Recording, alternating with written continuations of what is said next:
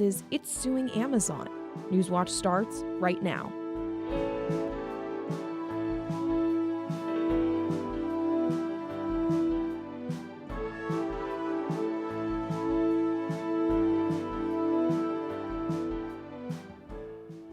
Good evening, I'm Arielle Lyons. Welcome to Newswatch.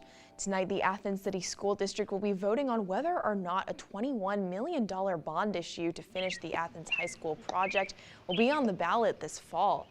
Newswatch reporter Connor Woodruff is at the board meeting with more. Connor? Arielle, the Board of Education meeting just kicked off a moment ago, and on the agenda is a resolution to put a levy on the ballot to build the new high school. In 2018, voters approved a bond issue that raised more than $50 million to fund several construction and renovation projects throughout the district. The master plan originally included the construction of the new Athens High School, but because of inflation and a drop in attendance across the district, the board is short on funds. The board is considering on a resolution to ask voters in November to approve another bond issue for $21 million. The new school would include a larger space for the performing arts and a woodworking shop, which is the school's most popular elective. The district entered into an agreement with the state, which essentially means once they raise enough funds, the state would help with the rest of the costs. This project has been a long time coming, and tonight we could see one of the last steps to finally begin construction on the new high school. Reporting for Newswatch, I'm Connor Woodruff in Chansey. Thanks, Connor. Vinton County commissioners received nearly $6 million for water service improvements along Garrett Ridge. The money will go toward projects to extend water service to 24 homes currently unserved by public water systems or served by contaminated private wells. With the money, commissioners plan on installing more than 18,000 pipes, upgrade work to booster pump stations on State Route 327 and Kelly Road, and construct a 132,000-gallon water storage tank. The City of Nelsonville is in the process of hiring a new city manager. City Council discussed the hiring process as part of a series of committee meetings Tuesday night. The council says it wants to pull 5 top candidates from the 22 applicants submitted before the meeting. Council members have been asked to have their top candidates ready by Monday's meeting. The city also wants to set a uniform procedure for hiring future city managers and appointing new council members. Lawmakers from the Ohio House and Senate will be meeting over the weekend to negotiate differences in the state budget. The conference committee met briefly this morning and heard from the director of the Budget and Management Office, Kim Murnix. She says the estimates for the budget were off and lawmakers actually have more money to work with. According to the conference committee chairman Jay Edwards, the committee will meet again next week. Edwards' office says if consensus cannot be reached, House Speaker Jason Stephens will have to propose a temporary budget. The Ohio Senate is considering a set of bills affecting LGBTQ+ kids in Ohio. Both bills were passed by the House yesterday. The House Bill 68 contains the SAFE Act, which would ban gender-affirming care for minors, and the Save Women's Sports Act, which would ban athletes of different sexes from performing on sports teams of the opposite sex. House Bill 8 would require teachers to tell parents if their students are considering identifying as a different gender. It would also require schools to notify parents about any sexuality content. You're taking a live look outside on Ohio University's campus on what was a partly cloudy day, but storms are already making its way across the area. Joining us now to talk more about these storms is Newswatch forecaster Emily Dietz. How's it going, Emily? I'm doing pretty well. How about you? Not too bad. What can we expect in the next couple of hours? Yeah, so we've already actually started seeing some rain start to occur. That happened around 5 o'clock, but things are just going to start to intensify a little bit. We're starting to take a look at some showers and thunderstorms, like you're saying, move into the area, and we'll continue to see that moving in going into Friday. But right now, it's about 68 outside with some light drizzling and some thunderstorms rolling in. As I just said, we saw that start to intensify here within the past actually couple of minutes. So we can expect some this rain to continue on going on into tonight. Now, a lot of this is happening from this low pressure system that's been developing off the coast of the Carolinas a little bit. And I want to talk a lot more about why we're seeing this happen in my full forecast. So be sure to stay tuned for that. But for now, earlier today, we saw a couple of clouds just on the edge of the system right here. So we had a little bit of gap, but now we're seeing a lot more of the system move on into Ohio. So that's where we're seeing a lot more cloud coverage and a lot more rain start to happen. So a lot of this rain is making its way up through West Virginia. As you can see, it's really starting to move in through southeast Ohio. We'll just expect to see a lot of this intensifying green later on. Now, with a lot of these clouds, as we saw today, we didn't have a lot of room for that sunshine to come in and really create a lot of that warming that we typically see throughout the day. So right now, some highs are about in the upper 60s and in the lower 70s, and we're not really going to see too much of a shift from that going on in the next couple of days, since we're expecting to see this rain hang around a lot tomorrow and even into the weekend. But so we're kind of going to hang around the 70s a little bit, but that also means our overnight conditions won't really change too much. So tonight will be about 59, so things will start to warm up as we move into summer, and we're going to see 100% chance of showers tonight. So make sure to stay tuned for my full forecast, where we're really going to dive into what this rain is going to mean for us moving forward. Back over to you, Ariel. Thanks, Emily. The National Transportation Safety Board hosts the first of 2 hearings in East Palestine on the February 3rd derailment. At the meeting, the NTSB released over 1,000 pages of documents surrounding the derailment, along with never-before-seen footage of first responders fighting the fire. According to the documents, a part of the rail car's wheel set came off, leading to the derailment. In the aftermath of the accident, officials say they had not detected dangerous levels of chemicals in the air or the municipal water system. Chairwoman of the NTSB, Jennifer Homendy, says the board is using what is learned to prevent other derailments. That all of us think about you, not just during this hearing, not just during the investigation, but well after our final board report is issued, as we work very hard to get our recommendations implemented and improve safety and prevent a similar tragedy from occurring in the future. The NTSB will host a second hearing at East Palestine High School tomorrow at 9 a.m. A firearm training center and shooting range in Logan is teaching teens about firearm safety and self-defense. Reporter Reese Thompson is live in the studio to tell us what that entails. Reese?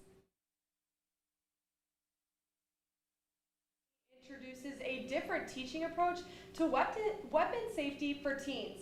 Let's take a look. From firearms to archery. Teen Adventure Camp, hosted by On Guard Defense, teaches self-defense in a responsible manner. The camp dives into the basics of operating a weapon before a camper can fire the weapon. A lot of ranges, they just turn you loose with a firearm or archery or whatever and don't teach you anything. Scott and his wife Judy opened the range 7 years ago, intent on teaching about weapon safety differently. Instead of teaching new shooters and acting like a drill sergeant and screaming at them because they did something wrong, we should tell them what to do first, teach them how to do it first, and correct them if they make a mistake. It is an approach that Judy says makes the girls more confident using the weapon. A couple of these girls were really afraid, and yet they turned out to be our best shooters. Now, because I'm comfortable, I can confidently look at a gun and say, that is not dangerous right now because it is unloaded. Reagan says guns are a safety tool if worst comes to worst. Sometimes you just gotta fight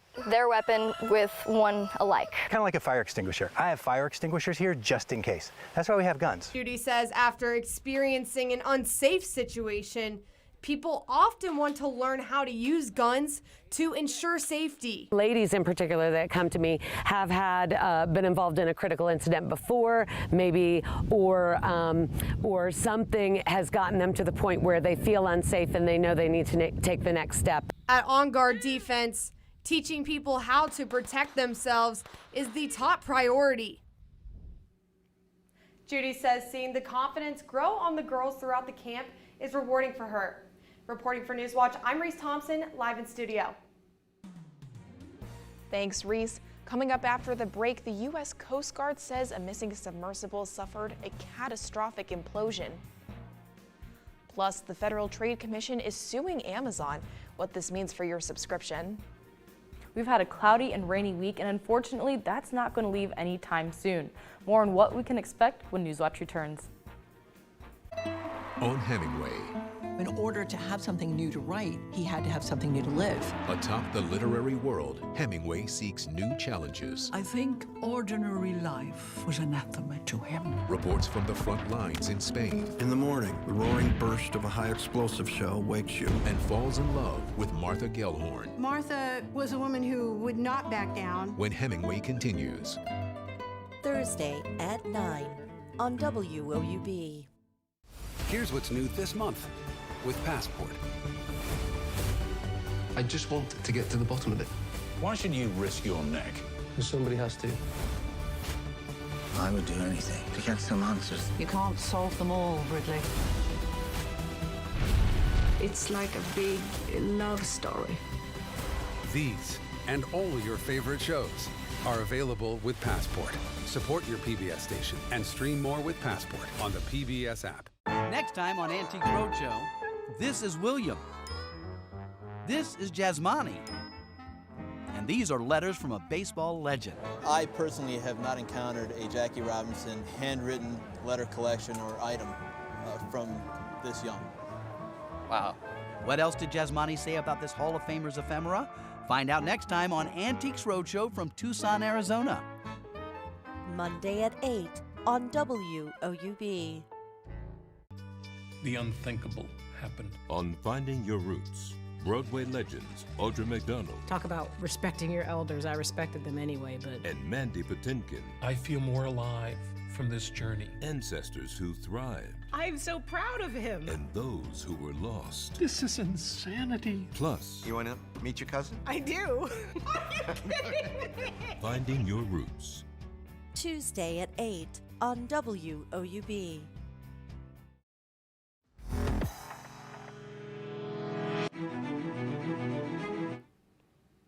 An update in the search for a missing submersible and the 5 people inside. The Coast Guard confirming this afternoon that debris found on the ocean floor near the Titanic is from the OceanGate submersible Titan. The Titan lost contact with its surface ship nearly 2 hours after it dove into the North Atlantic on Sunday. Chris Wynn has the search latest from Boston. The worst fears of many were confirmed in the search for a missing submersible Thursday. This morning, an ROV, or remote operated vehicle, from the vessel Horizon Arctic discovered the tail cone of the Titan submersible approximately 1,600 feet from the bow of the Titanic on the seafloor. The ROV subsequently found additional debris. In consultation with experts from within the Unified Command, the debris is consistent with the catastrophic loss of the pressure chamber. Upon this determination, we immediately notified the families. Lost aboard the missing sub, Stockton Rush, CEO of OceanGate, the company leading the voyage. French researcher Paul-Henri Nargeolet, known as Mr. Titanic, who's been to the wreck more than 36 times. Aviation company chairman and adventure explorer Hamish Harding, and Pakistani businessman Shahzada Dawood and his teenage son Suleiman. On behalf of the United States Coast Guard and the entire Unified Command, I offer my deepest condolences to the families. The mission now changes to recovering the Titan and bringing closure to the families and colleagues of those who were aboard. Reporting for Newswatch, I'm Chris Wynn in Boston. Over the past hour, we've seen things go from pretty cloudy conditions to now a light drizzle and some thunderstorms. It's about 68 out right now, so pretty comfortable. And earlier today, we saw a little bit of lighter clouds in the sky, not too many rain clouds, but that quickly changed as a low pressure system began to roll in. Today we saw a high of about 72, and tonight we'll see a low of about 59, so not a big temperature difference from the day going on into tonight. And we're having a 70% chance of showers, which you can see is coming through right about now. Now, a lot of this rain and this cloudy weather that we've been seeing the past couple of days is coming in from a low pressure system that's sort of sitting in the Carolina, Virginia area right now. Now, this low pressure system has a warm front attached to it, and so that low pressure plus the warm front plus moisture in the atmosphere creates for a lot of this condensation and a lot of this cloud development that we're seeing sort of stretching all the way up into Ohio and even touching Michigan a little bit. But why is this sort of circulating back into Ohio? Well, when you have a low pressure system in the northern hemisphere, you have a counterclockwise rotation with it, so that's going on. And then when you have different layers of the atmosphere, and in the upper atmosphere, that's what helps drive a lot of the surface weather patterns that we see, and that's where our jet stream is located. But right over Ohio, we're also seeing a little patch of wind that's sort of also going in a circular motion, which is helping to drive this system up towards us, and why we're seeing this sort of back movement towards Ohio. But as we move into Saturday, that's sort of going to take its way back up towards the northeast a little bit. But for now, we're still going to see a lot of the system, a lot of clouds coming in towards us. We're just at the tip of a lot of the rain that we're expecting to come in tomorrow. So tonight we're expecting 100% chance of showers with a low of about 59. And we'll see a sort of warming trend continue over the next couple of days. So this 59-degree low will be pretty comfortable, and expect that to hang around for a little bit. Now, over the next 12 hours, this low pressure is going to scoop on up into Ohio, bringing all that rain with it. So things are just going to intensify a little bit. And tomorrow we have an 80% chance of showers. Now, it's going to stretch through the entire day as we see a lot of this more rain push on through, but temperatures are going to hang about what we saw today. Now tomorrow, with all that rain, we're going to see a general thunderstorm risk area, so we may see some pop-up thunderstorms going on. And tomorrow, that low pressure is still going to hang around even into tomorrow night. But moving into Saturday, things will start to break up a little bit, and we might see off and on rain showers, a little bit of clearing going on, mainly moving into the afternoon and into the evening times. So Saturday, we see a 50% chance of thunderstorms, a little bit of warming going on from that warm air coming on up. But on Sunday, we're going to see a little bit of a break from the rain in the morning, but more rain is expected to come as we move into the evening from a new developing low pressure system that's currently sitting out west, and that's going to make its way towards the east. And that's actually going to carry on into Monday and through the rest of the week. So we're looking at another cloudy and rainy week. Wow, what a great way to start off our summer. Back over to you, Ariel. Thanks, Emily. The Federal Trade Commission is suing Amazon for what they describe as tricking millions of customers into signing up for Amazon Prime. What could the suit mean for other tech platforms that make it challenging for consumers to unsubscribe? Karen Kaifa is in Washington. The FTC alleges Amazon tricked millions of customers into enrolling in automatically renewing Prime memberships and created a cancellation process the FTC describes as labyrinthine. The FTC is saying that the tactics that Amazon is using to get people to enroll in Prime and the sort of challenges they put in front of consumers who want to cancel their Prime subscription amounts to an unfair, deceptive practice under the law. The FTC lawsuit filed in a federal court in Seattle Wednesday also alleges Amazon buried key details about recurring billing in fine print and takes aim at its use of so-called dark patterns, elements used by many retailers to drive consumers to take certain actions. For example, it could be a ticking time clock that you see at the top of your screen when you're going to buy an event ticket. That makes you want to rush through the process before you have a chance to read all the fine print. In a statement, Amazon called the FTC's claims false on the facts and the law. The FTC in March proposed new rules to make it easier to cancel free trials and unwanted subscriptions ranging from cable services to gym memberships. Until any new rules are in place, consumers should keep close tabs on their signups. Become familiar with the cancellation process before your term of the trial is up, for example, or even before the subscription service is going to renew. In Washington, I'm Karen Kaifa. Democratic lawmakers are calling for an ethics law for the U.S. Supreme Court after another ProPublica report, this time focused on Justice Samuel Alito. We've waited, we've prepared, we've asked for information, and we're moving forward. When we return from the July recess, we will have a markup of the Supreme Court Ethics Bill in the Senate Judiciary Committee. There is no reason why the highest court in our land should have the lowest ethics in our government.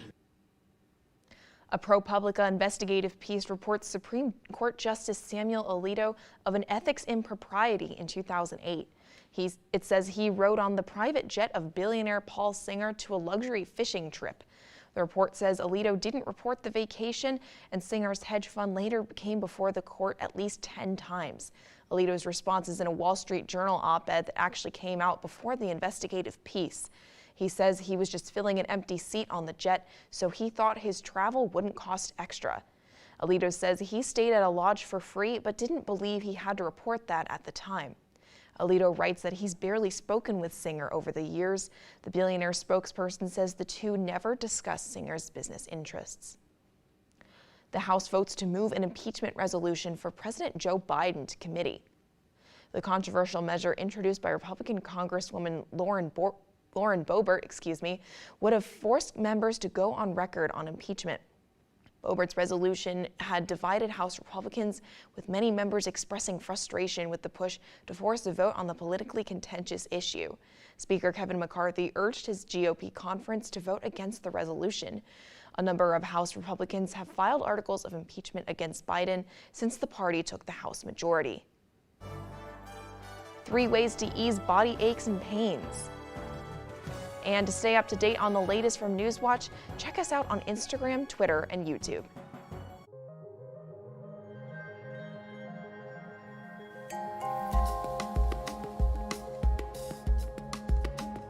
Art really is about discourse, and it's about knowledge, and it's about understanding of our culture.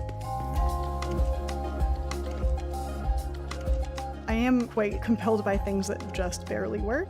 Maybe they just seem a little bit more miraculous for that reason. Friday at 10 on WOUB. Here's what's new this month with Passport. I just want to get to the bottom of it. Why should you risk your neck? Because somebody has to. I would do anything to get some answers. You can't solve them all, Ridley. It's like a big love story. These and all your favorite shows are available with Passport. Support your PBS station and stream more with Passport on the PBS app. Next time on Antique Roadshow, this is William. This is Jasmani. And these are letters from a baseball legend. I personally have not encountered a Jackie Robinson handwritten letter collection or item from this young. Wow. What else did Jasmani say about this Hall of Famer's ephemera? Find out next time on Antiques Roadshow from Tucson, Arizona. Monday at 8 on WOUB. On Hemingway. In order to have something new to write, he had to have something new to live. Atop the literary world, Hemingway seeks new challenges. I think ordinary life was anathema to him. Reports from the front lines in Spain. In the morning, the roaring burst of a high-explosive shell wakes you. And falls in love with Martha Gellhorn. Martha was a woman who would not back down. When Hemingway continues. Thursday at 9 on WOUB.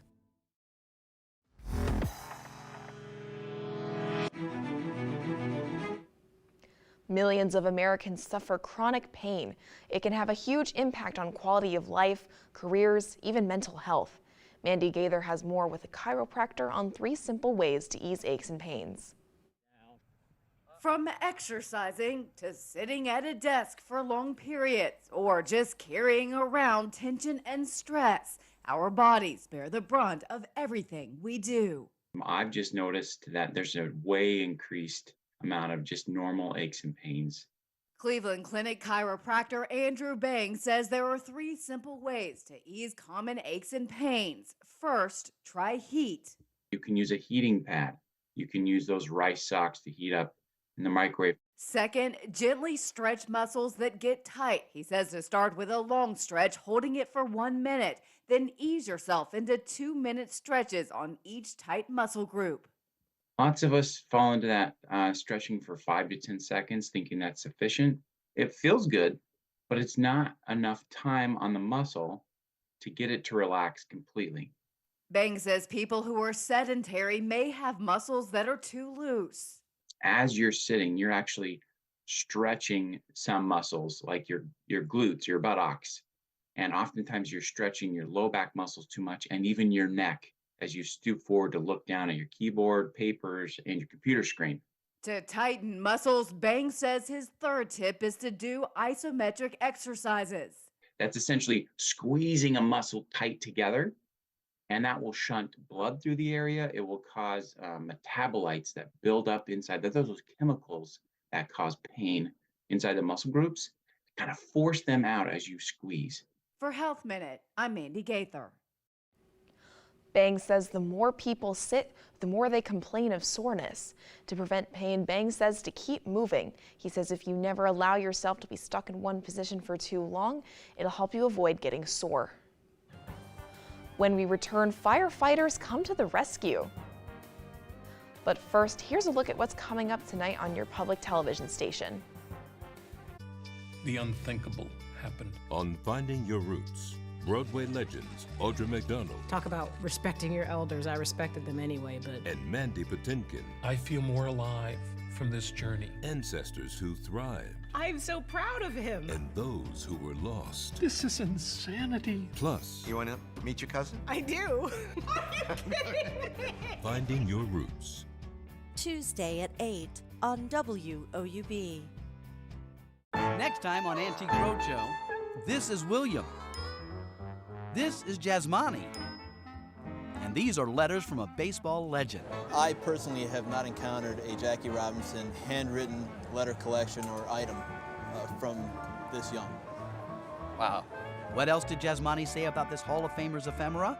Find out next time on Antiques Roadshow from Tucson, Arizona. Monday at 8 on WOUB. Here's what's new this month with Passport. I just want to get to the bottom of it. Why should you risk your neck? Because somebody has to. I would do anything to get some answers. You can't solve them all, Ridley.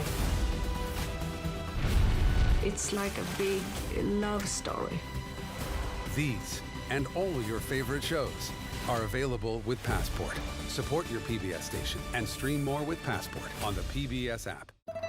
On Hemingway, In order to have something new to write, he had to have something new to live. atop the literary world, Hemingway seeks new challenges. I think ordinary life was anathema to him. Reports from the front lines in Spain. In the morning, the roaring burst of a high-explosive shell wakes you. And falls in love with Martha Gellhorn Martha was a woman who would not back down. when Hemingway continues. Thursday at 9 on WOUB.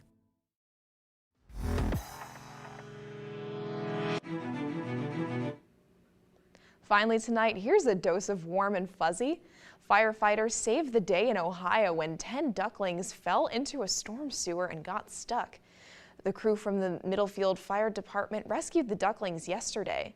The department shared a photo of them being reunited with their mother, along with a statement saying after the crew gave the ducklings, quote, a quick reminder of the dangers of confined spaces, they joined mom to do whatever ducks do on a beautiful June morning. Wow, those ducks are absolutely adorable. So cute. I just want to take one home. Oh, I know. And you know what? They're absolutely going to love all the rain that's coming their way. I hope so. And yeah, what a great way to start off June and start off summer with some really adorable ducks. For sure. Can't go wrong with some baby ducks. And I know I've even been seeing some baby geese around here on campus. Yeah. Speaking of rain, how long do you think this rain is going to last? Yeah, well, we actually have a couple different systems going on, but tonight we're going to see the system that's been sitting off the coast of the Carolinas a little bit, and that's going to lead us to a 100% chance of showers that are actually starting right about now, and we're going to have an overnight low of about 59, so not too much of a cooler night tonight.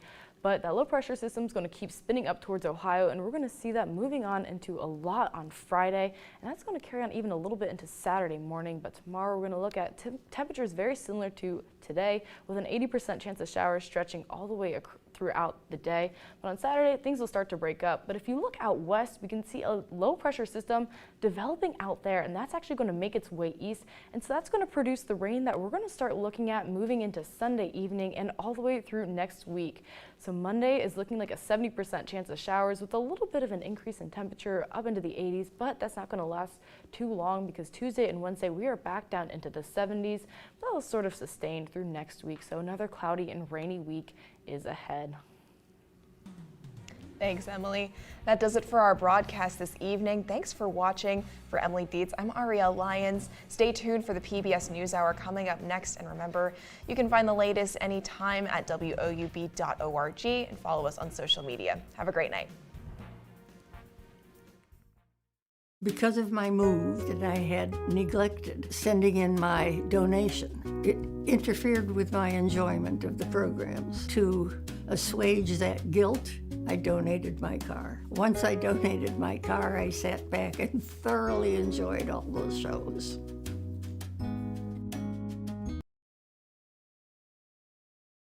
Of the programs to Support comes from Help Me Grow, providing home visiting, helping pregnant mothers and parents tackle the big and little challenges of being a parent. Home visiting professionals listen, answer questions, provide resources, and help parents and their babies stay happy and healthy. More at Help Me Grow.